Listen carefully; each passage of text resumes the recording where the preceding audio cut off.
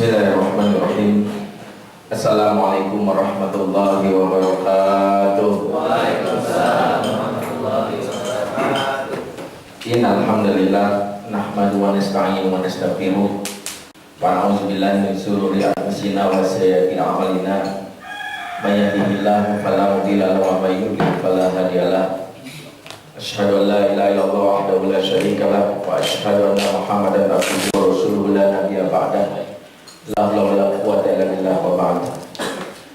Ikhwatal iman, saudara-saudaraku yang rahmati Allah, alhamdulillah di pagi hari ini kita bisa berkumpul bersilaturahim dan kita berada di suatu tempat yang insya Allah sejuk dan mudah-mudahan kita pun hatinya sejuk juga. Tempat ini subhanallah yang memberikan mudah-mudahan banyak inspirasi buat kita ya. Suasananya begitu syahdu ya, banyak pohon-pohonan gitu ya. Cuaca juga agak begitu indah ya. Kalau sudah musim India lebih seru lagi. Tidak betul terintiang gitu. Tapi ala kulli hal, apa yang kita lakukan hari ini mudah-mudahan senantiasa Allah berkahi insyaallah ya, dan mudah-mudahan pas pulang kita senantiasa mendapatkan banyak sekali kemanfaatan dari kegiatan ini. Karena salah satu tujuan kita di sini mudah-mudahan adalah mericas iman kita, ya, bersyukur kepada Allah yang memberikan kita nikmat, salah satunya nikmat iman. Dan iman inilah satu-satunya paspor kita masuk surga. Ya. Jadi nggak bisa masuk surga bawa kartu anggota dari masjid rohis gitu, nggak bisa ya. Nggak bisa masuk surga bawa tato cap Muhammad ada. Ya, atau ngaku-ngaku namanya Muhammad juga gitu. Kata malaikat nama Muhammad kelakuan Abu Jahal ya. Yang membuat kita masuk dalam surga adalah iman. Itulah kenapa iman ini harus senantiasa kita jaga, kita rawat ya. Dan mudah-mudahan kita sepakat bahwa ini yang harus kita istimewakan dalam kehidupan kita. Ya. Apapun yang kita miliki boleh hilang kecuali iman ya. Mungkin ada yang pernah kehilangan BlackBerry berkali-kali ya. Ya, punya HP Android berkali-kali ya, orang kaya sekali-sekali hilang misalnya. Tetapi asal jangan sampai iman, karena kalau harta yang hilang itu tidak bermasalah, paling di dunia kita merasakan bagaimana kesusahan. Tapi jika iman yang hilang, inilah yang akan membuat kita rugi. Ya, itulah mengapa dengan hadirnya kita di sini itu karena kita mengistimewakan iman. Orang-orang yang merasa bahwa imannya istimewa dan ini harus dijaga kelihatan dari perlakuannya terhadap iman ya. Sama seperti perlakuan kita terhadap benda-benda yang istimewa ya. Bagi yang punya mobil karena merasa mobilnya bagus, istimewa, biasanya perlakuannya juga beda ya. Di tune up 3 kali sehari ya. Ya misalnya supir pun minimal dokter lulusan UI misalnya gitu kan. Kalau ditanya lebay banget sih ya, bensinnya aja aftur misalnya. Orang mungkin melihat lebay, dia mungkin bilang mau maaf, mobil saya istimewa. Karena istimewa, perlakuannya juga istimewa. Bagi para muslimah, akhwat misalnya punya jilbab, ya istimewa sekali ya. Mungkin gambar Tweety atau Hello Kitty. Mungkin nggak sembarangan ya dicuci 3 kali sehari, ya. Pakai parfum beli dari Prancis misalnya buat nyemprotinnya doang. Kalau ditanya lebay banget sih, ya bukan karena lebay, karena perlakuan ini jilbab istimewa. Orang kalau mengistimewakan sesuatu memang kelihatannya lebay. Ya, orang-orang kaya punya rumah yang luas, ya, saking luasnya antar kamar naik ojek gitu. Ada ya kali gitu. Bapak WC-nya sebuah lapangan bola. Kalau ditanya, dia pasti rumah yang kaya itu memperlakukannya juga nggak sembarangan ya. Mungkin pembantunya finalis Miss World. Mungkin ya. Anjingnya bisa bahasa Inggris ya. Totalnya 600. Kalau anjing lain kan gugup kalau dia duduk ya. Ya ini saya sampaikan ya, sebenarnya ada orang-orang yang kelihatannya lebay dalam merawat sesuatu, tapi sebenarnya karena dia mengistimewakan. Begitu juga kalau dengan rumah ada orang seperti itu, dengan mobil, dengan jilbabnya atau yang dimiliki, dia kelihatan perlakuannya. Begitulah seharusnya seorang mukmin terhadap iman. Makanya kalau seorang mukmin merasa iman istimewa, kelihatan perlakuannya terhadap iman. Ada majelis iman dia hadir, semangat. Ya, kalau ditanya ngajinya mulai jam berapa? Jam 7 malam dan subuh dia nungguin. Marbot.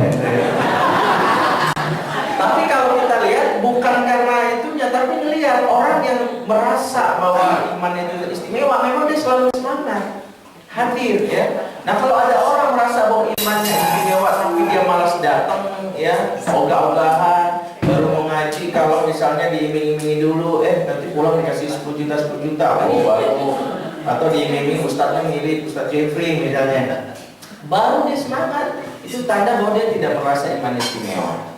Ya, ngaji kan sekarang banyak orang mau ngaji malas. Kenapa nggak ngaji? Itu Ustaz soalnya hujan, kalau hujan pada saya kedinginan, mengkerut gitu kan. Besoknya izin lagi, Ustaz saya nggak ngaji lagi. Kenapa? Panas. Kalau panas saya menyisam. Ini orang kayak gini kapan ngajinya? Di Indonesia musim cuma 2, musim hujan sama musim panas.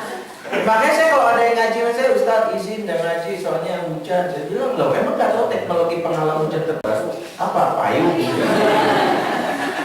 Dia orang yang seperti ini dia tidak merasa istimewa karena itu ogah-ogahan. Nah, saya berharap yang hadir sini dan yakin adalah orang yang istimewakan imannya. Insyaallah. Karena itu mudah-mudahan selalu terjaga ya. Jangan sampai pas mau ngaji kalau pas ada dengar berita duka, ya si ini meninggal, innalillahi baru dia ngaji. Ya, masa nunggu teman yang meninggal baru ngaji? Berapa orang harus dibunuh demi dia ngaji?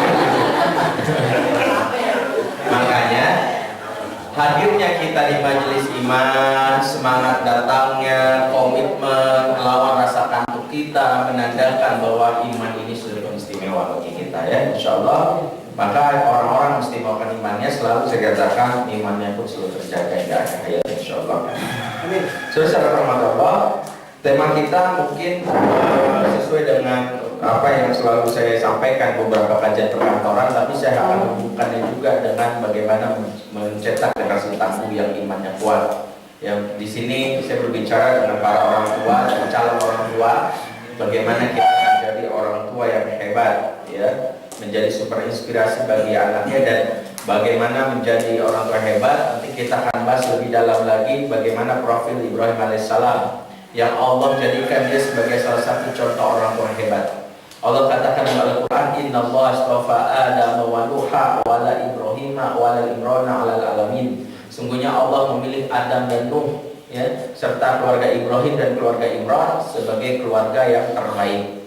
Makanya kalau melihat profil manusia individu terbaik, lihatlah profil Adam dan melihat profil Nabi Nuh. Tapi kalau ingin melihat secara keseluruhan sebagai keluarga terbaik, lihatlah dua profil keluarga, yaitu keluarga Ibrahim yang salah satu tokohnya itu ayahanda Ibrahim, dan keluarga Imran tokohnya adalah ayah Imran, adalah sebagai ayah terbaik. Ya, dua hal ini kenapa? Nanti akan kita bahas lebih detail lagi, karena ini kaitannya bagaimana kita menciptakan generasi yang tangguh yang kita harapkan. Karena salah satu tugas kita sebagai orang tua atau juga sebagai pendidik, ini yang selalu kita ingat, ya, waliyasal ladina wa tarafu min khawfin dzurriatan li'afan khawfu alaihim falyattaqullaha wa yaqulu qawlan sadida. Hendaklah takut kepada Allah orang-orang seandainya meninggalkan di belakang mereka anak-anak yang lemah. Dzurriatan li'afan inilah yang selalu dikhawatirkan. Kenapa? Karena anak-anak yang lemah inilah anak-anak yang tidak bisa menanggung beban dari zaman yang terus berubah. Generasi yang lemah inilah generasi yang gampang dipengaruhi. Lemah di sini bukan lemah karakternya, bukan lemah fisiknya. Disuruh ngangkat barbel nggak kuat, ngangkat lemari dia lemes, lari 10 kali udah capek, ya push up 10 kali udah ogah. Bukan seperti ini generasi yang lemah. Tapi generasi yang lemah di sini adalah generasi yang lemah karakternya. Ketika Islam tidak masuk secara simultan ke dalam jiwa dia, ketika Islam tidak tertanam ke dalam jiwa dia, sehingga generasi yang lemah inilah generasi yang disebutkan generasi pengekor. Itu bukan. Kalau istilah sekarang anak alay, ya. Alay itu anak melayang yang gampang ditiup angin, ya, dibawa kebaikan ayo, keburukan ayo. Ya, anak-anak yang dia statusnya muslim, ya, merasa bangga dengan Islam, tapi dia menunjukkan identitas bukan sebagai seorang muslim. Rajin ibadah tapi tergila-gila sama Noah, kan gitu ya. Rajin sujud, ikut konser sujud, banyak. Ya, sama Islam bahkan tapi aktif ngefans sama Lady Gaga. Orang-orang seperti ini yang Islam tidak masuk ke dalam jiwa dia. Makanya kalau kita pahami ketika